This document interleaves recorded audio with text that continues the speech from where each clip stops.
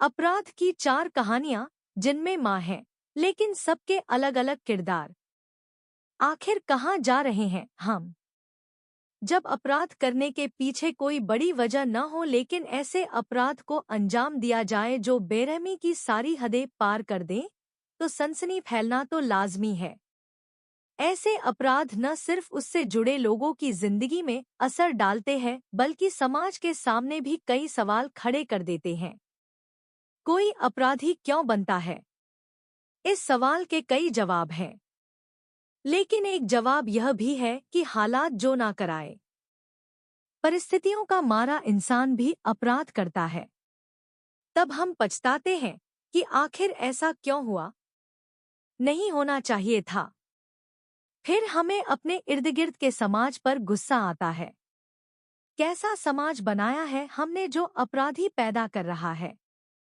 किस तरह की व्यवस्था है जो किसी को अपराध के रास्ते पर धकेल रहा है? सोचिए, दिल्ली में एक बच्चा अपनी माँ का कत्ल कर देता है। 4 दिन तक शव के साथ रहता और 5वें दिन खुद भी दुनिया से अलविदा कह देता है। 77 पन्ने का उसका नोट पढ़कर लगता है हम क्या हो रहे हैं। इंसानों की बस्ती कब खूंखार जानवरों का जंगल बन गया, पता भी नहीं चला। हर कोई अपना मतलब साधने में लगा है। अपने छोटे से फायदे के लिए दूसरे का बड़ा से बड़ा नुकसान करने में कोई हिचक नहीं। लेस मात्र मानवता नहीं, इंसानियत का नामोनिशान खत्म। आखिर मानवता होती तो कोई माँ अपनी सिर्फ 11 साल की बच्ची को मार देती, वो भी सिर्फ इसलिए कि वह बच्ची साथी लड़कों से बात करती है। हद है ना। दूसरी तरफ वो माँ जो अपनी बेटी से इतना प्यार करती है कि रास्ते का हर कांटा निकाल देना चाहती है, चाहे इंसानियत का गला ही क्यों ना घोंटनी पड़े। बेटी के क्लास का लड़का हमेशा टॉपर आता है, माँ को बेचैनी होती है और वो निर्दोष बच्चे को जहर दे देती है।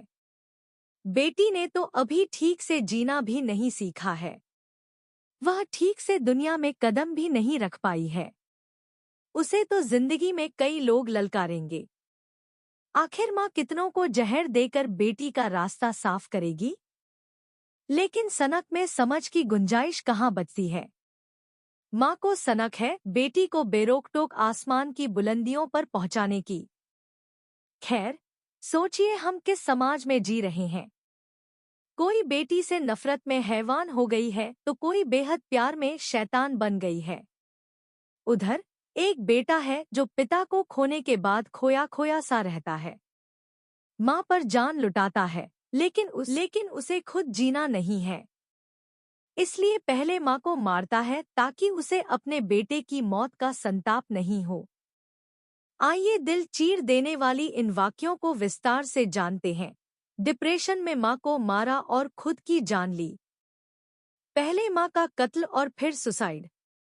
70 पन्ने के सुसाइड नोट की सच्चाई को जिसने सुना उसके होश उड़ गए। 25 साल का सोनू अपनी माँ के साथ रोहिणी में एक फ्लैट में रहता था। 2 दिन पहले इस फ्लैट से पड़ोसियों को बदबू आने लगी। पुलिस को सूचना दी गई। जब पुलिस फ्लैट में पहुंची, पूरा माजरा बेहद भयानक था। सोनू के कमरे में उसका शव पड़ा हुआ था।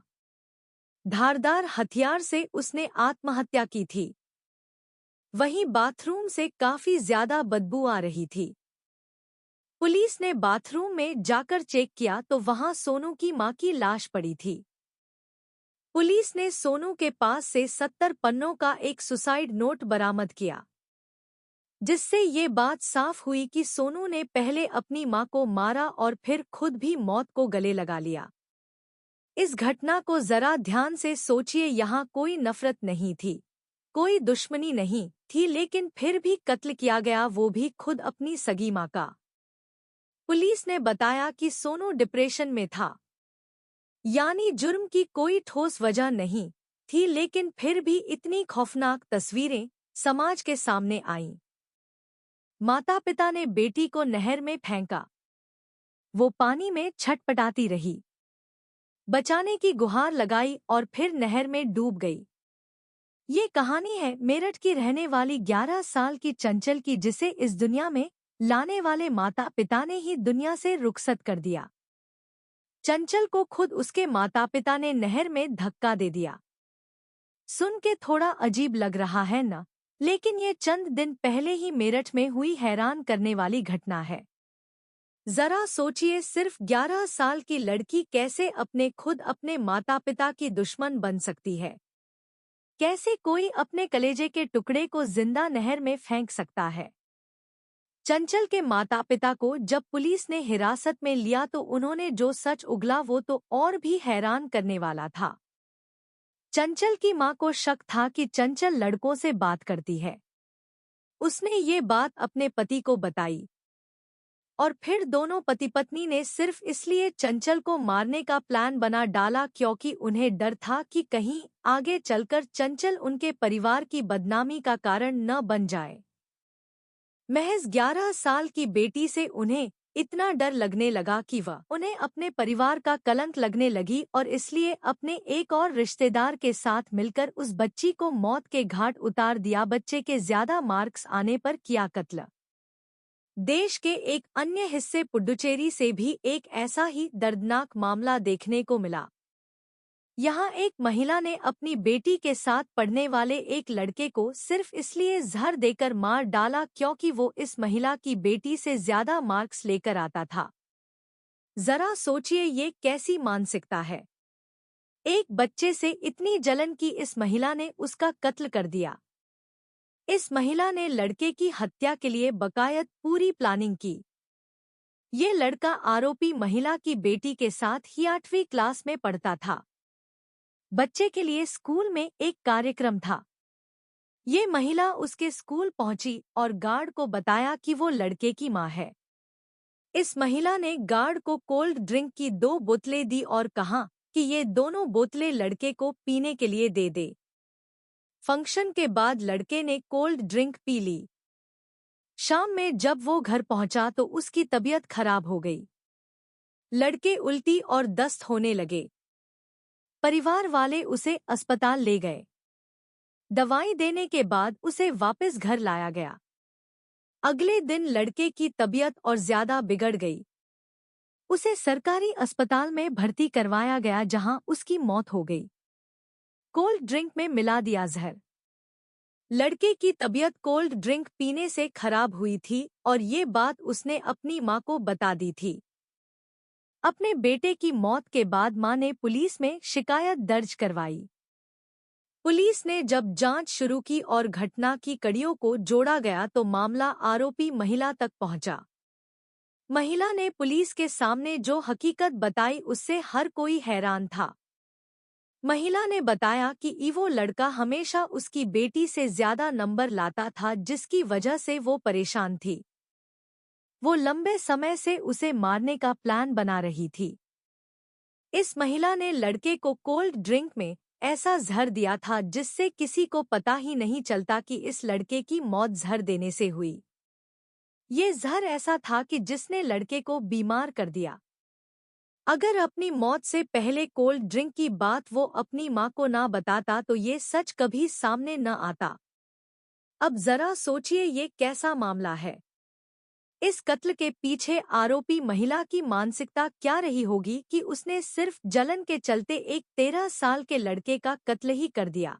1.5 साल के बच्चे को कार के सामने फेंका। अब जरा हाल ही के दिनों में हुई एक और घटना पर नजर डालते हैं। ये घटना ऐसी है कि जिसने इसे सुना वो दंग रह गया।